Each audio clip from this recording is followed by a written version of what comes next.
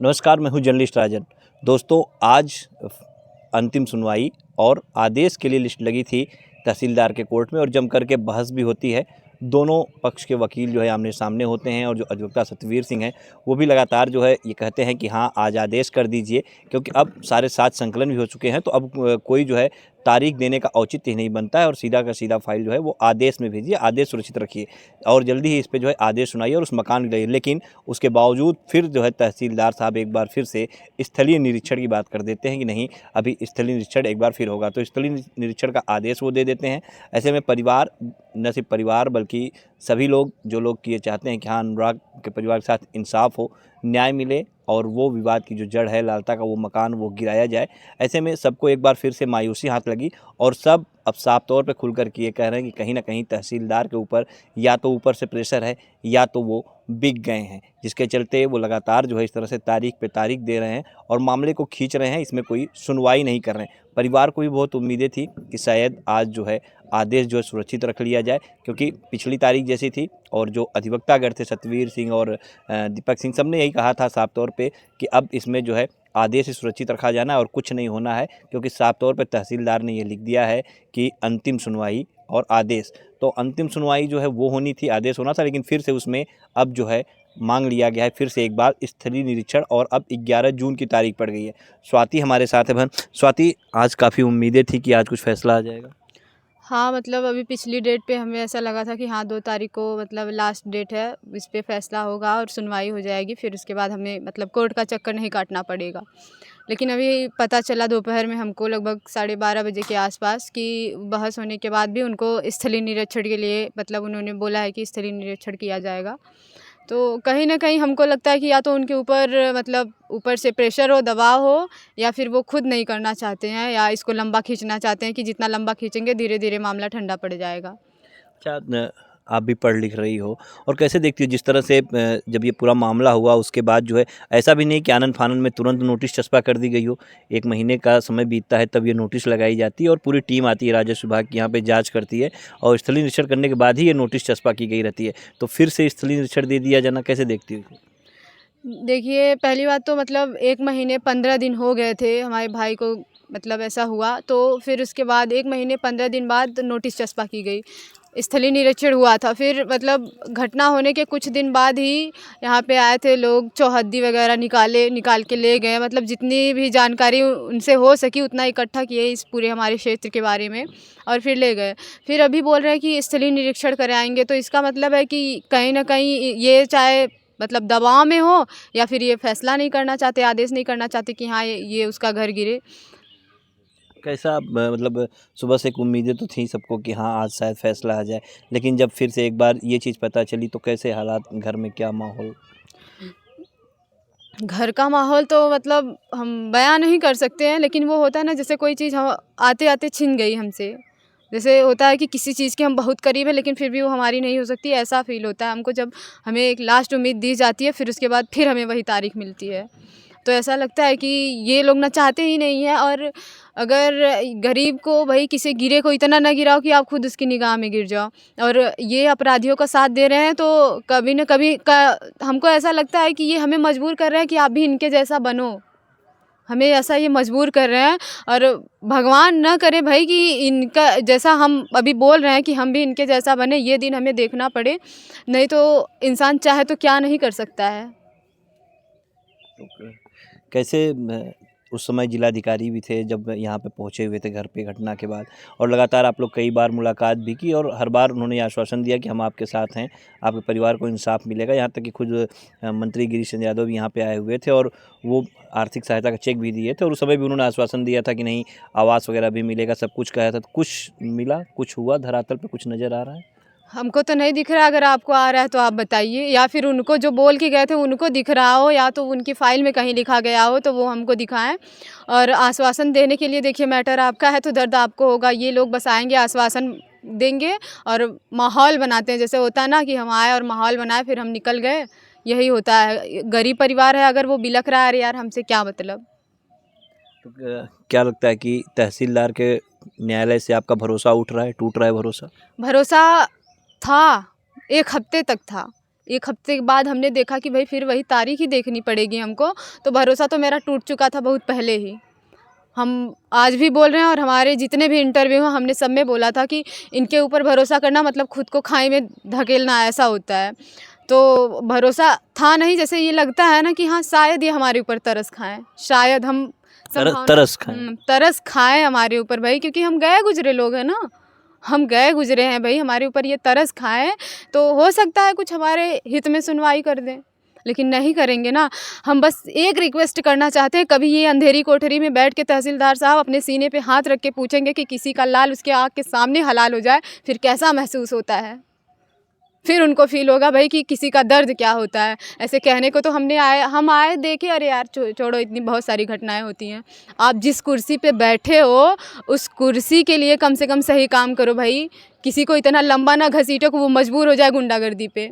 और हम इंसान चाह ले तो क्या ना करे, हम नहीं जानते हैं मर्डर करना, हम भी जानते हैं, लेकिन अगर हम आपके भरोसे बैठे हैं भाई तो कुछ सोच के बैठे हैं कि शायद कानून व्यवस्था भी होती है, कुछ न्याय भी कुछ होता है। ये मत करिए ना कि वो जो संविधान आज से कई वर्ष साल पहले जो लिखा गया था उस पे उसकी धज्जियाँ मत उड़ाइए, और उसे ये ऐसा मत करिए कि वो बस लिखा गया तो वो बस पन्नों में सिमट के रह जाए, उसका कोई मतलब न निकले। क्या जिस तरह से यहाँ पे कार्रवाई नहीं हो रही तो फिर से आप लोग एक बार जिलाधिकारी से मिलेंगी? क्योंकि मान लीजिए एसपी तो जो थे वो उनका तबादला हो गया, दूसरे एसपी आ गए हैं, लेकिन जिलाधिकारी वही हैं जो कि घटना के समय भी थे, और ये तहसीलदार भी वही हैं, लेकिन तहसीलदार हिला हवाली करें। तो क्या एक बार फिर से आप लोग डीएम से मिलेंगी, इस बात को बताने का प्रयास करेंगी कि कहाँ गया आपका वो इंसाफ के दावे, मिलेंगी? हाँ, हम उनसे ज़रूर मिलना चाहेंगे और शायद हम कोशिश भी करेंगे कि हम जल्द से जल्द उनसे मिलें, उनसे हमारी मुलाकात हो उनसे। और रही बात हिला हवाली की ना, तो मतलब जितने भी लोग हैं, अभी ये होता है ना कि सत्य को हमेशा साबित करना पड़ता है, चाहे वो आपके सामने हो या आपके पीठ पीछे हो। अभी लोग बोलते हैं अभी किसी का एक्सीडेंट हो जाए भाई, तो उसको बोलेंगे अरे कौन था, कहाँ का था, फिर मैटर रफा दफा हो जाता है। तो अभी इतनी बड़ी घटना होने के बाद भी अगर कोई नहीं विश्वास कर रहा है तो हम 100 बार आपसे मिलें, क्या फ़र्क पड़ता है आपको? हम पूरे दिन आपके दरवाजे पे से रोते भी लगते रह जाएं, आपको क्या फ़र्क पड़ता है? इतनी गंभीर घटना भाई, इतनी निर्मम तरीके से हत्या हो गई मेरे भाई की, फिर भी मतलब जो आए आश्वासन दे के चले गए, इसमें कौन सी बड़ी बात है? हम आए, अरे मैटर तुम्हारा, तुम मरो भाई, हमसे क्या मतलब?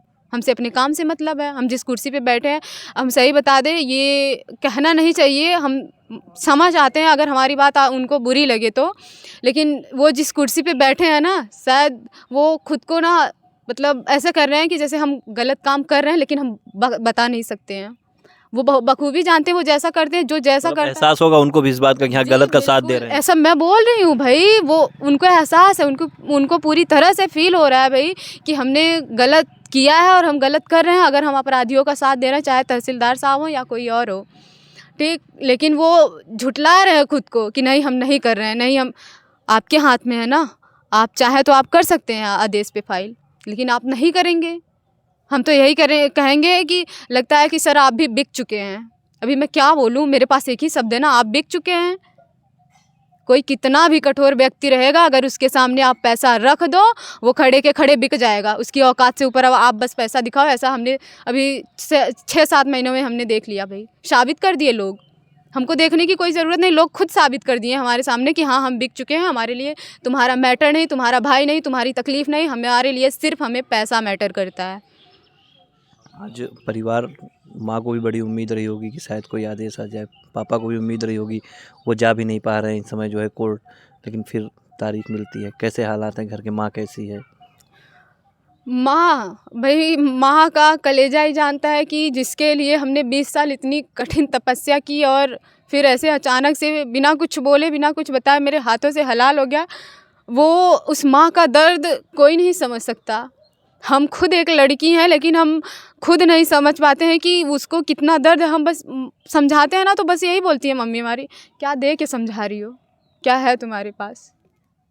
ये शब्द भाई कलेजे को चीर देते हैं। लेकिन ये बात ना, ये जो कानून व्यवस्था को चलाते हैं, इनके समझ में नहीं आने वाली। शायद इनके पास फैमिली नहीं होगी, या तो फैमिली से अच्छे ताल्लुकात नहीं होंगे इनके।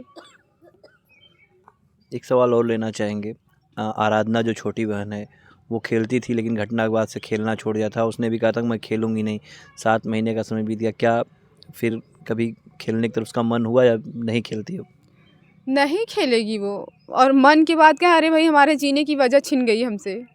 हम जी क्यों रहे हैं? कभी कभी हम भी यही बैठ के सोचते हैं, हम पूरी फैमिली ना एक दूसरे से पूछते हैं, भाई हम जी क्यों रहे हैं, किसके लिए जी रहे हैं, हमारे जीने का मतलब क्या है, हमारे जीने का मतलब क्या है। और खेलने की बात तो बहुत दूर है भाई, हमारी पूरी ज़िंदगी जुड़ी थी उससे।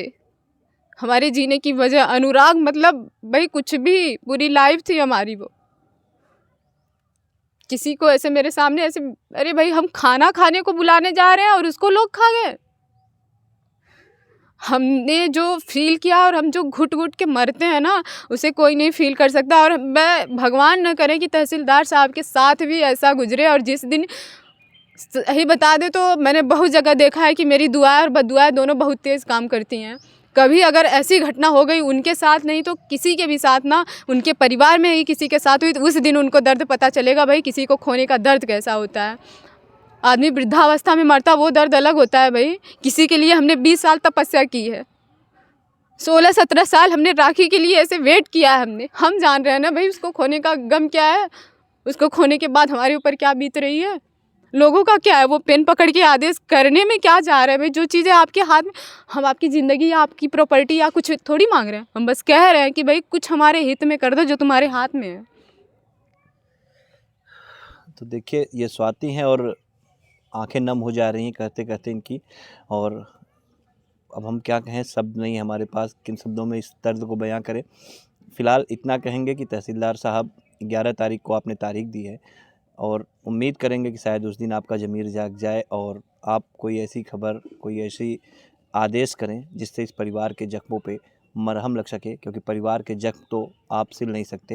हालांकि स्वाति सिर्फ इतना कहेंगे कि भगवान के घर देर है, अंधेर नहीं है। इंसाफ ज़रूर मिलेगा, देर से ही मिलेगा लेकिन ज़रूर मिलेगा। लेकिन कब मिलेगा ये भविष्य के गर्भ में है।